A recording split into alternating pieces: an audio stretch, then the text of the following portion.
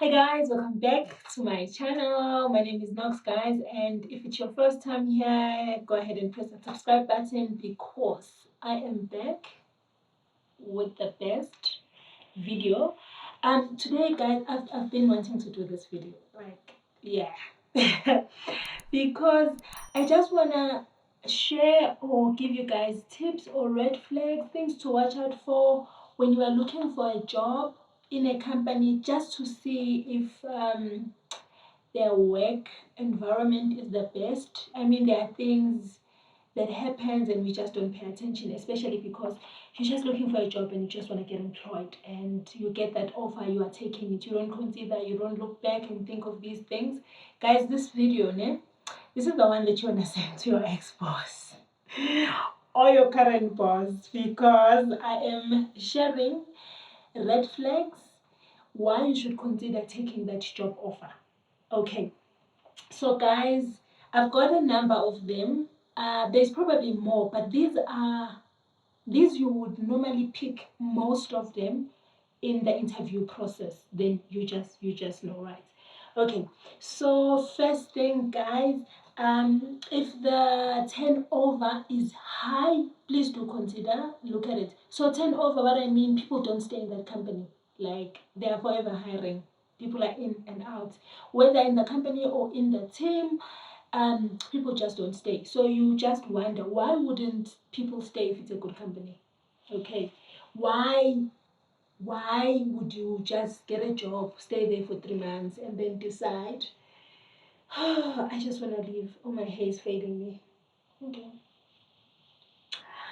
Right, moving right along. So the question is, how do you know? Like, where do you check?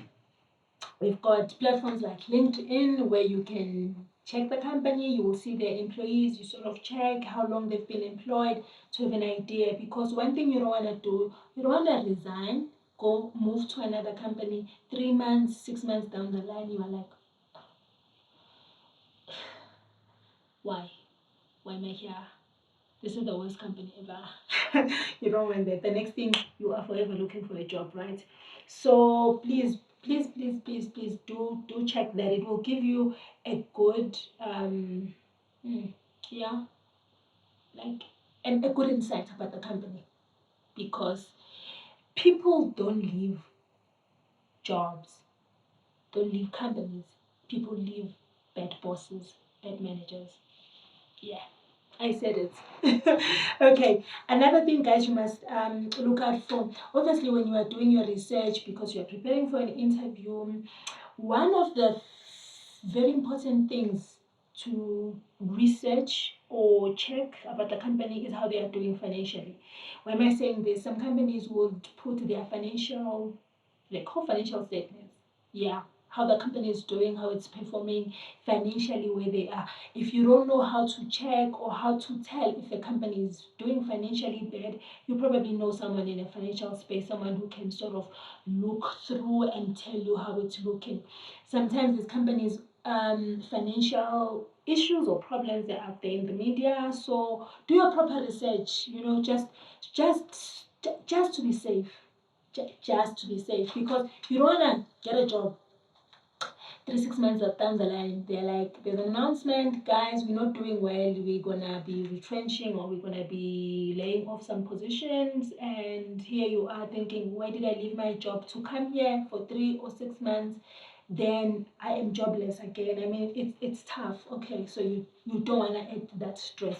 Another red flag that we overlook most of the time as candidates is the interviewer being late. So look at it like this. If you are late, you try, as a candidate, you try and communicate and sort of let them know that something came up. Everyone is late for whatever reason. Okay, you could wake up in the morning and your child is sick.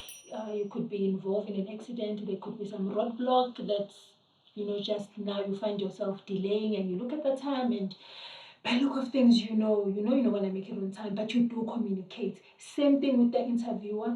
If the minute has been scheduled for a certain time, you woke up in the morning, right? You prepared and you are there on time. 15 minutes, or less, maybe understandable, but extremely late, like 30 minutes late. Not that it's a bad thing, anything can happen. And please do keep in mind that people that are interviewing, they are most of the time at a very senior position, and we know being senior comes with a bit of responsibility.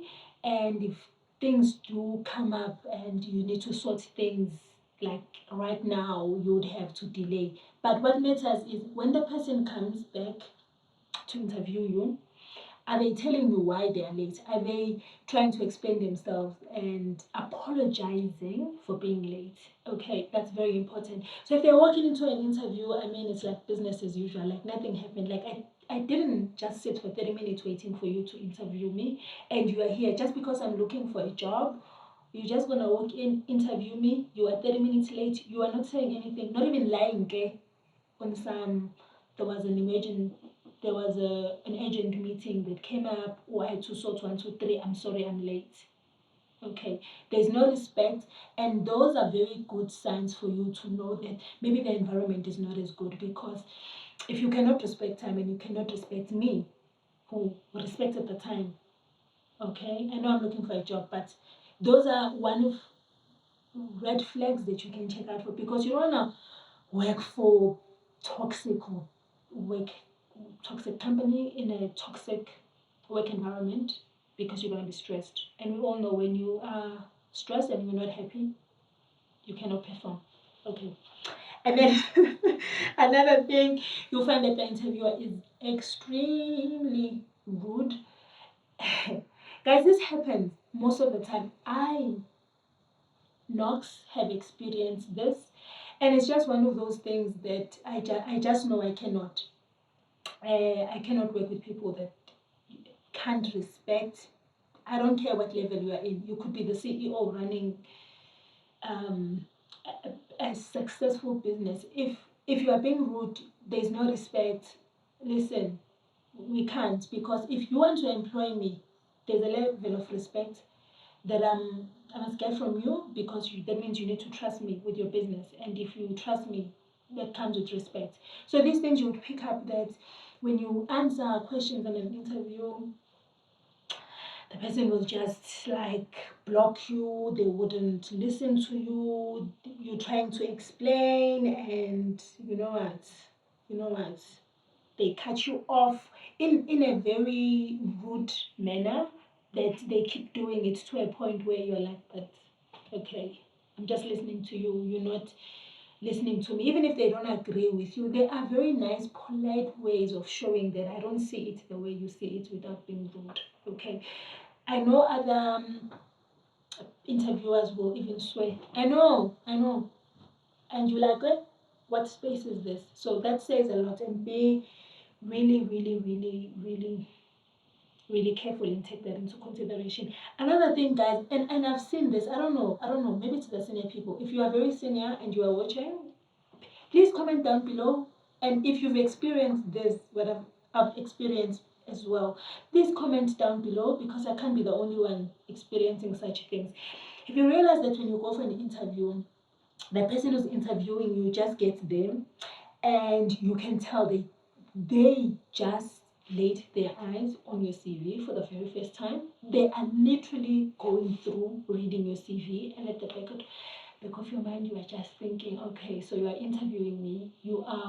This is the first time you are spending time to look at my CV, the skills that I have, so you know what questions and how to ask them. Employers, shame, they can do these things. So, and when they do, I've been called different names.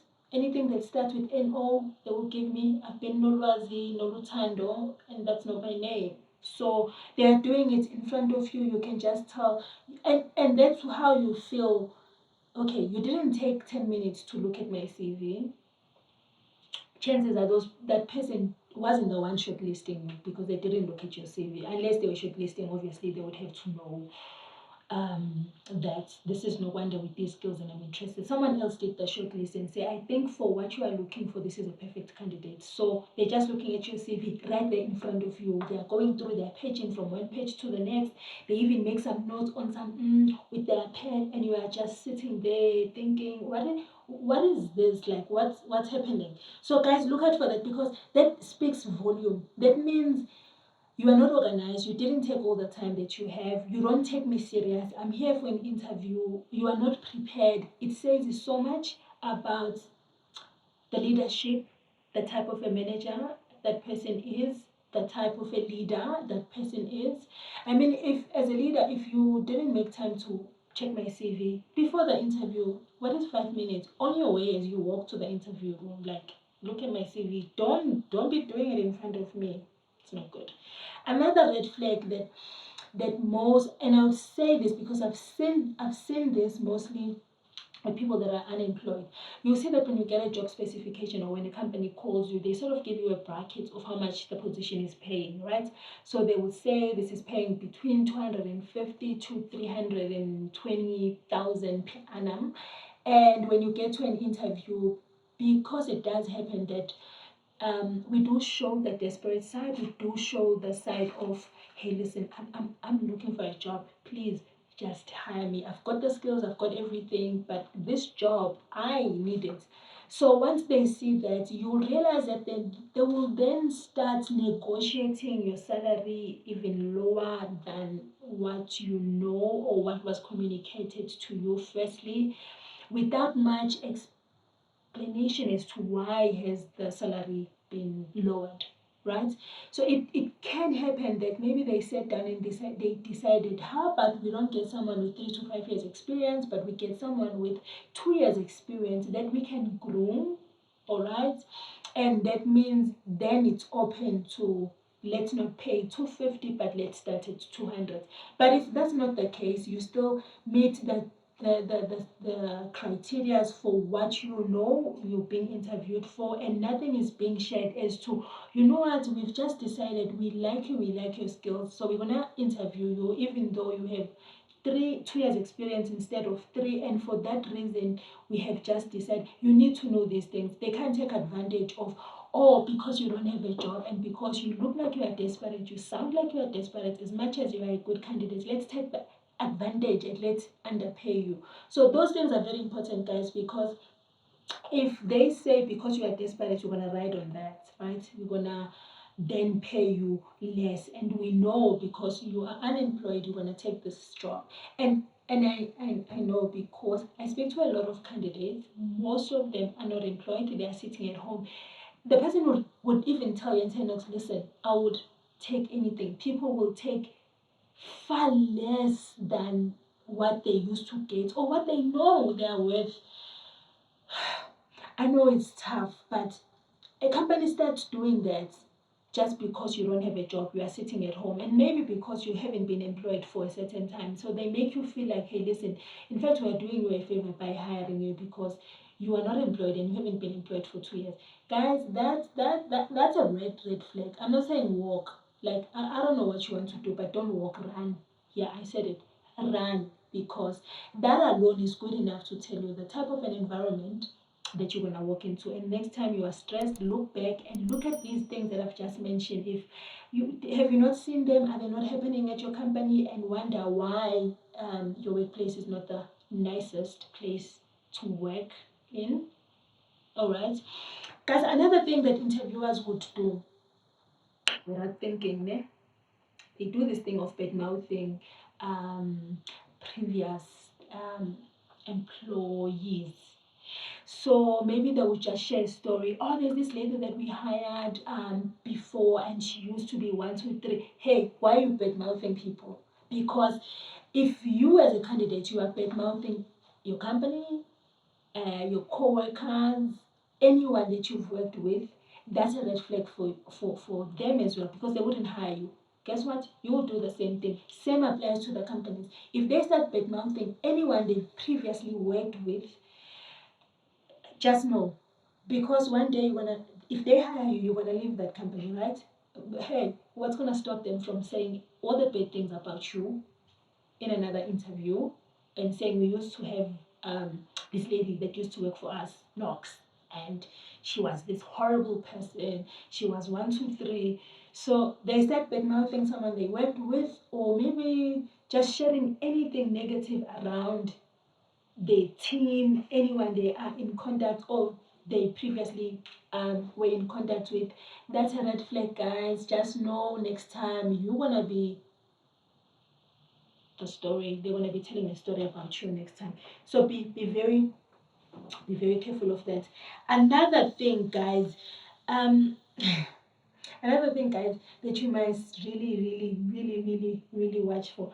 Sometimes it's not the things that you can point out and sort of say you were late, all these things. Sometimes your gut feeling. Ne? Have you ever went for an interview? I know it happens with me. Went for an interview, and when you get there, something in you. It's like you just feel like a prophet. Ne? Something in you is just not. It's not convinced that's the right place for you.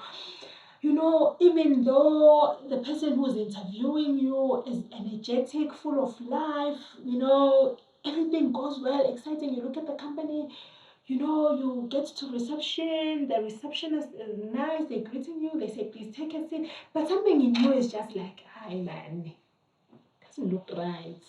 Maybe you are right. I'm not saying it works all the time, but I know I've had a feeling like that previously, and yeah, and sometimes I would take that job, but once I'm there, then I'll be like, no wonder I felt 1, 2, 3. So that's why I wanted to share these things so that next time you go for an interview, you just keep in mind and you look for them. These are not the only things, there's probably more, but these ones you would mostly pick up when you start preparing for an interview or when you are going through the interview process, and you just pick up these things, and you just, a part of you just told you something is off. Okay, so guys, I know this video was so much helpful.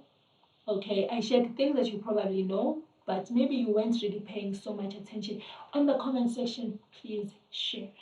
Don't mention your company name, because we're not bad-mouthing any company, any bosses, any managers, anyone that you reported to. But maybe do share some of the things that you picked up, any of these red flags that I mentioned, and maybe do add a few. You might help someone. Someone might go through the comment section and pick up a few things that you've mentioned, and then they know not to take that offer, because I think most of us think once there is an offer on the table, you must take it. And I'm gonna say this because I know how it feels like to be unemployed, and mostly it's the people that are sitting at home, not having a job, unemployed, that feel like as long as there's an offer and these red flags, they see them and they're just like, I don't care, as long as I have a job and I'm getting paid, I can pay my bills and I'm happy. Not knowing that sometimes you just get a job and you just think, what case is this? Like, what's happening? Such bad luck. Why do I find myself in such a space? You don't fit, the place is horrible. Going to work is like, it's a job. Going to work is just another thing, and you're really not enjoying. You're not gonna perform. You don't even motivated, and it's something else. So on the comment section, please use it, guys. And then thank you guys for tuning in on another awesome video. But don't just leave. There's another video here that will be really helpful as you are looking for a job. And guys, please do share this video. Don't send directly to your boss, but please do do share. Let's help other people, guys. And guys, I'll see you guys on another awesome video.